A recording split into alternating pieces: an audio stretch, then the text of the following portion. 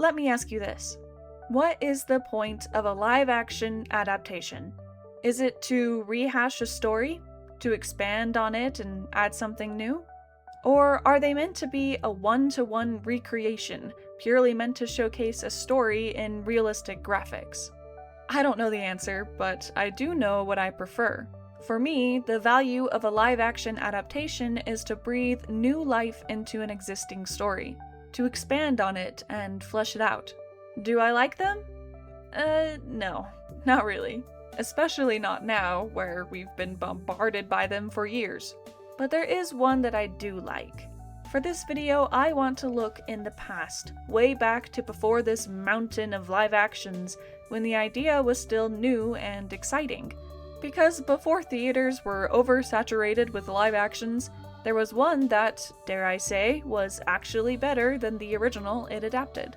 And that, of course, is Cinderella. The live-action Cinderella was released in 2015. Before this, Disney had only released one live-action remake in 1996, The 101 Dalmatians. But since no one really remembers that movie, Cinderella is largely considered the first. It is certainly the first of this long campaign Disney has been doing since then, releasing at least one and sometimes multiple remakes every year. This, I think, is one of the reasons why Cinderella is widely seen as the best. Back then, we didn't have dozens of remakes to slog through. There was only the one, and people enjoyed it. It was fresh and new. Well, as new as a remake can be. But besides just being the first, there are genuinely some things in this movie that makes it so good. And that includes the detail. You can tell there was real passion behind this movie. The set designs are fantastic, filled to the brim with detail and realism that just sucks you right in. Take this scene, for instance. There are numerous props and decorations that make it feel lived in, not to mention the outdoors, which are slightly unkempt and disorganized, just as a natural yard and garden would be.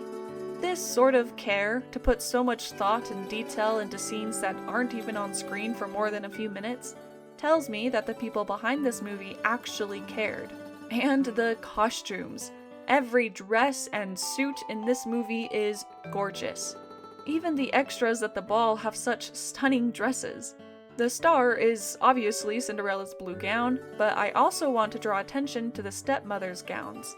Every single one is eye-catching, vibrant, and just a pleasure to look at.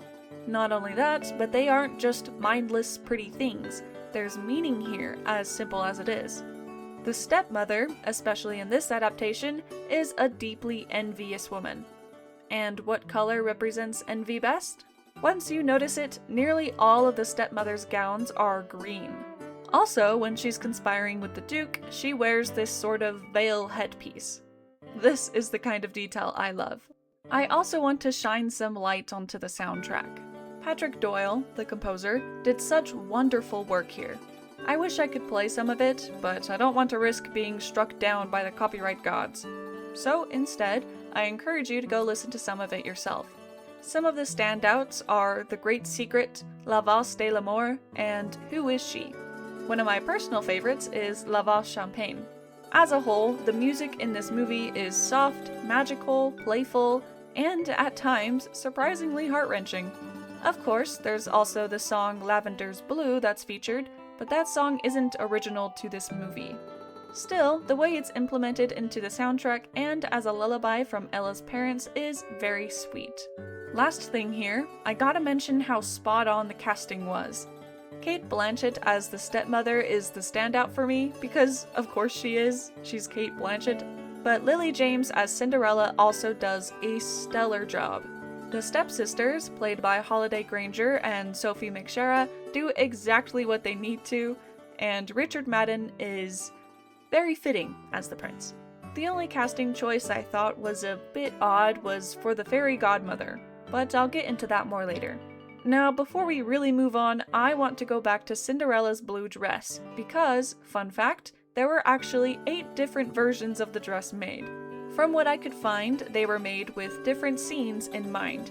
There was one for when Ella walked down the stairs in the ball, one for the dance, one for the swinging scene, one for promotion, etc.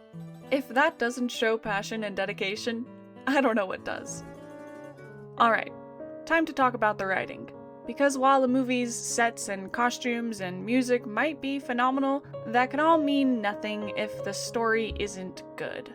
For a live-action remake, I feel as though this is one of the trickiest things to tackle. You need to maintain what made the original story so beloved while building upon it in a substantial way. It's like balancing on a tightrope. Add too much, and the remake will be considered not faithful to the original. Copy and paste, and the remake will be seen as pointless. Fortunately, this is where the live-action Cinderella excels. But before I start the praise, I want to discuss something. The story of Cinderella is one that's been told over and over and over again. And at its core, it is a very simple story. A poor servant girl wishes to go to the ball, and through certain circumstances, some magical, some less magical, she goes to the ball. I think this simplicity is what made the live-action remake so successful. The story isn't complicated, so it's relatively easy to expand. There's room for the writers and directors to be creative while still maintaining the core of the story. That can't be said for other movies that have been remade. But let's actually talk about what was added to this remake compared to the original Disney animated film. What you'll immediately notice is the expansion on Ella's childhood. We see both of her parents and how loving they were to both each other and to Ella. But more than just showing how beautiful and lovely her childhood was, Ella's mother acts as the vessel for the movie's main theme, which is to have courage and be kind. And boy, do they make that theme clear. Have courage and be kind. Have courage, be kind. Simply have courage and be kind. Be kind. And have courage. Additionally, Ella's mother, and as a whole, Ella's childhood, is the reason why Ella doesn't just leave the house to escape the abuse from her stepmother and sisters. Adding reasons behind things like that are much appreciated. Another addition is a backstory and motivation for the stepmother. It's nothing super complicated, but it doesn't need to be. In the remake, the stepmother was married to one she loved, and when he died, she then married Ella's father. But as she witnessed the love between Ella and her father and the love they still held for Ella's late mother, an envy and jealousy built up within her. Of course, that doesn't excuse her horrible actions and treatment of Ella, but it gives some motivation behind it. It makes her more real, more human, instead of just the embodiment of evil. To be transparent, purely evil characters aren't terrible. In fact, I find them quite enjoyable. But for this story, it works better to have the stepmother grounded in reality. The prince, his relationship to Ella, and his relationship to the king were also expanded upon. The big one is the romance between Kit and Ella, which is given more time and room to breathe and grow compared to the original. They meet in the forest and have a playful debate with an ample amount of loving stares and moments of quiet tension. After that, we see both of them, especially the prince, swooning from that encounter. And something I liked was how they poked fun at how Kit is falling for a girl he barely met. I'll always love meta jokes like that. Their romance at the ball is also expanded. Their dance is long, embellished, and just as fantastical as it needs to be, and they also sneak away for some alone time. These scenes really help flesh out their relationship, which was rather bare bones in the original. The prince himself is also more fleshed out. We see him in his hobbies, a little bit of his life as a prince, and some of his relationship with his father, the king. Their scenes mostly boil down to discussing what he should do with his marriage. The king wants him to marry for the benefit of the kingdom, while Kit is smitten with Ella. There's even a little mini arc here, where once the king witnesses the dance between Kit and Ella at the ball, he changes his mind and asks Kit to marry for love. It's sweet, even if it is small. For a story as simple as the original Cinderella, these additions can really only help. But as much as I love this movie, I do have some criticism. I feel it's only fair to include these because even though it's the best live-action adaptation, it's not perfect. I mentioned this earlier, but I've never been a fan of the casting for the fairy godmother. Don't get me wrong, Helena Carter is a fantastic actress, and this isn't meant to be a slight against her necessarily. I only think the direction of the fairy godmother was a little strange. They made her seem almost unhinged. I think they were going for a funny train wreck sort of character. You know, the one who doesn't have a very good handle on their magic, which leads to shenanigans and whatever. I think it works, but also there are some moments with the fairy godmother that are just unsettling. It doesn't help that Helena's iconic performance as Bellatrix makes it difficult to see her as anyone else, especially when she's holding a wand and casting magic. Personally, I think I would have preferred a fairy godmother more like the original. Silly, yet wise, and kind. Another criticism I have is about the mice. Before you get any ideas, no, I didn't want them to remove the mice. I'm actually glad they kept them, because, in case you forgot, the mice in the original take up the majority of the screen time. It's actually kind of funny when you think about it. But anyway, my criticism is how they were portrayed. I wanted them to be more characterized, because since they look like realistic mice, having Ella talk to them makes her look just a little crazy at times. However, scenes like this give the mice more personality and life, which in turn makes Ella talking to them seem more normal. I did like how they were the ones who opened the window, which led to the prince discovering Ella at the end. I just wanted more of that. Give more character to these little critters. They deserve it. One more criticism, though it's pretty minor.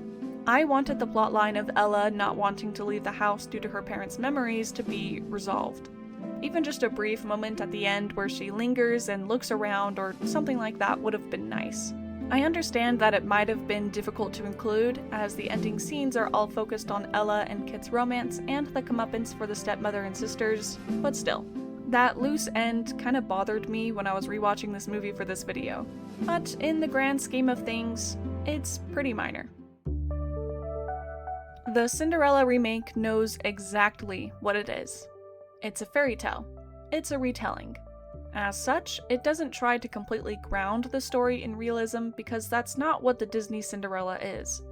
There's a reason why the scene of Cinderella's blue gown is so embellished. It's long, it takes its time, and that's because the directors and writers behind this remake know how iconic that scene was in the original. It really feels like they're paying homage to what made the original so great, and that's a big reason why I think this one was so successful, and why it's held its place as the favorite even 11 years later. But let me know what y'all think. Do you agree? Do you not? What other live-action remakes succeed in all this, and which ones fail? I read all of y'all's comments, so I'd love to hear what you have to say. Thanks for watching.